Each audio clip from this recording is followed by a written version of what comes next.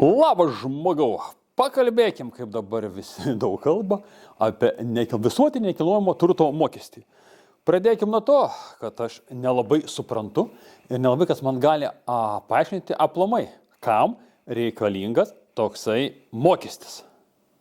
Jeigu tie visi, kas turi nekilnojamą turtą, nesvarbu, kaip jį gavo, ar pirko, ar statėsi, ar gavo palikimą, ar gavo dovanų, bet kokiu atveju, bet koks nekilnojamas turtas yra įsigytas, pastatytas už pinigus, nuo kurių jau sumokėti mokesčiai.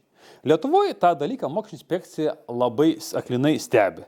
Ir aš pats, kai turėjau nekilnojamo turto, su tuo turėjau jau, darbelio, kai aš turėjau mokesčių inspekcijai parodyti, už kokius pinigus aš pastačiau namą, ar nuo tų pinigų buvo sumokėti mokesčiai ar ne. Tai vėlgi, kam apmokestinti 2 kartus? Ir jau čia bet kurį Seimo narį pagavus, kuris balsuos už, nesugebės žmoniškai paaiškinti. Greičiausia bus kokia nors socialinė atsakomybė arba turi būti koks nors ten socialinis lygumas. Kažkokia tai mistika, kuri mūsų pasaulyje neįmanoma. Pagal tą žmogaus prigimtį, kokie mes esam visi, nesvarbu balti, juodi, mėlyni, žali ar raudoni, nesvarbu kokios tautybės, neįmanomas socialinis lygumas. Socialinis lygumas tik tai įmanomas biorobotuose. Ir tai kažkas tos biorobotus turi prižiūrėti ir jau bus nelygus tarp lygių. Tai šitoje vietoje vėlgi yra tai mistika, kurią bandama pripūsti mum akis. Kas, pažiūrėk, kaip ten Šiaurės Europoje, Švedija ir Norvegija, koks ten geras socialinis modelis, kokie ten dideli mokesčiai ir kaip ten jie visi gerai gyvena. Bullshitas. Jeigu paskutinius 30 metų nebūtų pigios darbo jėgos iš Lietuvos, Lenkijos, Rumunijos, Bulgarijos, Latvijos, Ukrainos, Rusijos ir nebūtų pigių išteklių energetinių iš Rusijos, šūdas būtų ta vakarų Europa. Nebūtų jokio socialinio modelio ir nebūtų jokio dalyko. Ir mes dabar puikiausiai matom, kai Europa atsisakinėja rusiškų išteklių, Vokietijos ekonomika smunka jau visus metus iš eilės. Kai kas sakys, nesąmonė, Norvegai turi savo dujas, savo turi naftą. Jo, Norvegija dabar didžiausia dujų tiekėja Europos Sąjungai, bet Norvegijai nei vieno namo nėra dujom šildomo. Norvegija, ką žinau, neturi nei vieno naftos perdirbimo gamyklos. Iš esmės, visi juokės, kad Rusija yra bendro kolonėlė. Iš tikrųjų, Norvegija yra naftos ir dujų pompos. Daugiau nieko. Kai kas sakys, tai prie ko čia tas nekilnojamo turtas? Prie to, kad mes ieškom pagrindimų.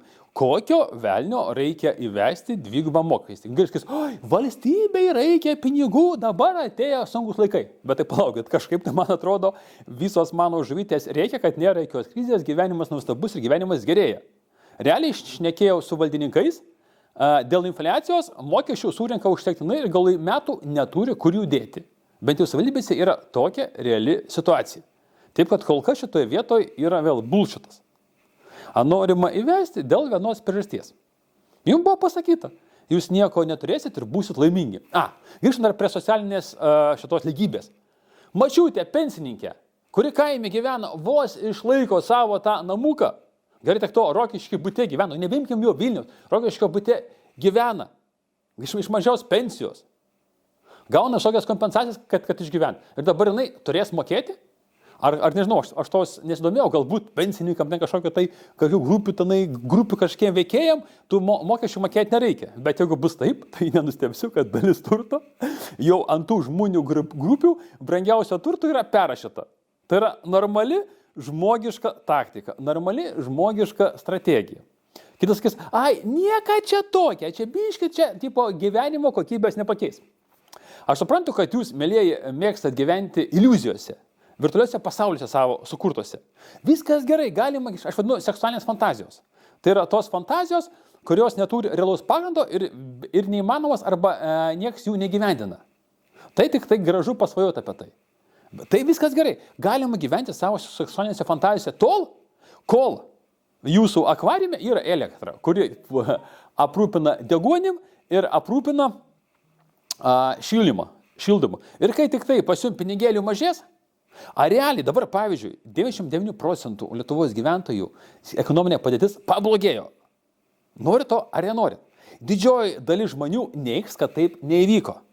Sakys, nesąmonė pas mus, viskas yra gerai, čia tu nusišneki. Bet kai pradedi giliau analizuoti, matai, kad žmogus su tavim bendrauti nebenori, nes tu jam parodai realybę. O kai parodai realybę, žmogus sako, tu nieko nesupranti, tu čia viskas blogai, viskas čia gerai. Ir toliau vėl gyvena savo suklensi fantasiją, kol dar gali tą gyventi. Taip pat didžiojo dalies žmonių laukia nusivylimas. Taip pat suprantam, kad mes gyvenam iliuzijose ir laikas atėjo tas iliuzijas sunaikinti. Ir dabar klausimas, prabalsuos ar neprabalsuos? Čia dabar 26, kada čia ruošia kažkokį tai mitingą, dar kažką tai. Mano manimu, prabalsuos. Ir jeigu Seimas neprabalsuos, reiškia, konservatoriai prarado, savo gebėjimus valdyti. Ir po metų į valdžią ateis socdemai. Reiškia, jie jau nebetinkami savo bosam. Jie negali eiti pagal tai, koks jiems yra nuleistas planas. Ir aš labai nustebsiu, jeigu bus nebalsuojama už tą dalyką. Nesvarbu, ten 100, 500 žmonių susirinks, 5000, 500 tūkstančių, jeigu susirinks, nu gal tada Seimas kažką tai ir įsigastų. Bet pristatytų policininkų, atvarytų specialiasias pajėgas ir vis tiek nubalsuotų taip, kaip reikia. Tai parodys, ant kiek, konservatoriai dar gali žlugdyti Lietuvos valstybingumą. Nes konservatoriam puikiausiai yra pastatyta užduotis – naikinti Lietuvos valstybingumą. Ir dabar, kai žiūri, kur mes einam, pagal kokias kryptis, arba kaip labai madinga sakyti, trendus, mes einam Lietuvos valstybingumo praradimo. Maždaug 70 metų bėgi, realiai Lietuva kaip valstybė nustos funkcionuoti. Kas čia bus ir kaip bus? Yra keli variantai, apie tai galėsime pakalbėti atskirai, jeigu įdomu, bet iš esmės einam link to. Ir kol kas yra tokios, kaip tai yra tokia kryptis judėjimo. Kai kas sakys, tai ką aš tada paprastas žmogelis galiu čia padaryti. Jeigu taip jau čia viskas yra nuspręsta, tai viskas yra nuspręsta. Nė velnio, mes kiekvienas formuojam savo gyvenimą. Ir kol mes gyvenam savo virtualiose realybėse, tai jūs nieko neformuojat. O kai jūs nusileidžiat ant žemės, tvirtai atsistojat ant žemės, apsižiūri ir sakot, nu jo, mano virtuali realybė buvo gal geresnė, bet jinai galėjo bet kada sprogti ir būti skaudėję.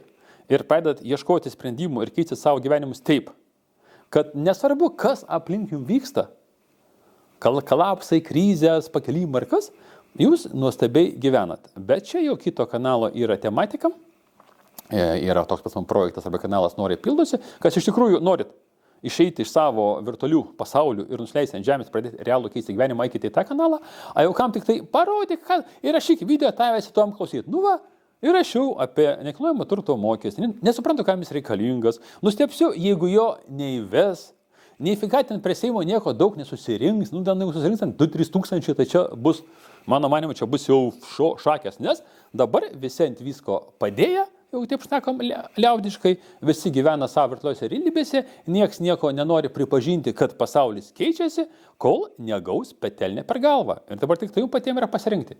Jūs patys, jums duos petelnę per galvą, ar jūs pasakysite, o supratau, nebenori to. Taip pat, mėlyje, patiko video, dedam, kad va tokius. Jeigu, kaip sako, nori toliau žiūrėti video, spauskit ant varpelio, kad nepamirštumėt, kažkaip dabar YouTube'as, nežinau, kažkaip keistokai veikia, bet čia jau kita istorija. Taip pat, mėlyje, būsit biedni ir laimingi. Nu, gal nelabai laimingi, bet biedni tai tikrai, tą šį dalyką galiu garantuoti. Taip, kad ta tokia gera gaida, manau, galim pereiti prie kitų video.